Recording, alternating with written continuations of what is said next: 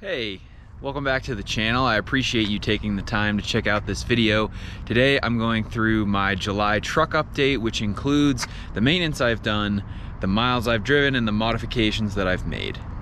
I am loading up for a pretty big trip, and I'm in the middle of the loading process, so I do apologize for the mess. I have a fairly large film project in New Hampshire, and I'm in Colorado, so I will be driving back to New Hampshire and then picking up my wife, and we're going on a road trip that will include visiting Raleigh, Nashville, and Bozeman, and then eventually getting back to Denver. So, first off, you and I can check out the miles I've done. So the truck is currently sitting at 104,954.5 miles.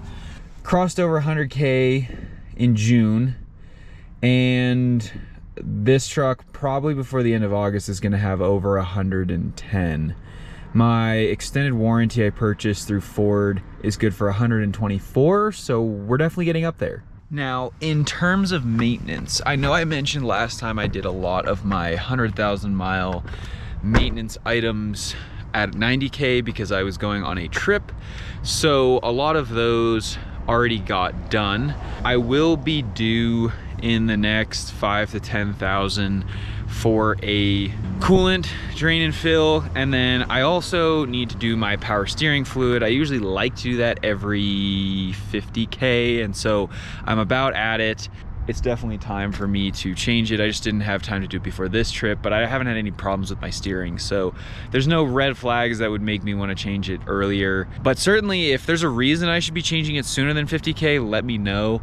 I know some people like to really go through fluids quick. So in terms of the maintenance items that I did this month, I did drain and fill the oil and change the oil filter. I rotated the tires, and I greased the front end. So normal every 5,000 mile maintenance items for me. I am going to be getting, this morning actually, I'm taking my truck to go get an alignment and get the tires balanced before I go and drive 7,000 miles, which brings me to the modification that I did. I will have some videos on here talking about this, but I did a set of Kryptonite Products ball joints on the front end. I wasn't experiencing any play in my steering, but I'm over 100K, and they were the original ball joints, and they were really rusty. And so my brother and I took the time, it was about a day and a half, to take off the hub, replace the axle seals. So we did replacing the axle seals. Probably should have been done sooner. And then we replaced the ball joints. So I will have a review on those coming out. But so far the steering has been super buttery, and it's really been nice. At some point I probably need to replace the locking hubs, just because the face of them is looking terrible and they have a lot of miles on them, but we re-greased and packed everything and put seals on and fixed it up, so should be pretty dialed. So the ball joints were the major modification. Again, I'll have a review coming out on those in the coming weeks. So far they've been driving great. I just need to get the truck aligned, because after doing ball joints you kind of mess with all the steering stuff, although we did try to make sure the caster shim went back in exactly as it came out. So that will do it for the July update. I haven't done any other modifications really to the truck other than mess around with how I have the bed organized and stuff like that. Thank you for checking out this video. I appreciate you taking the time out of your day to watch these. I'm trying to bring kind of a level of transparency around ownership of these trucks.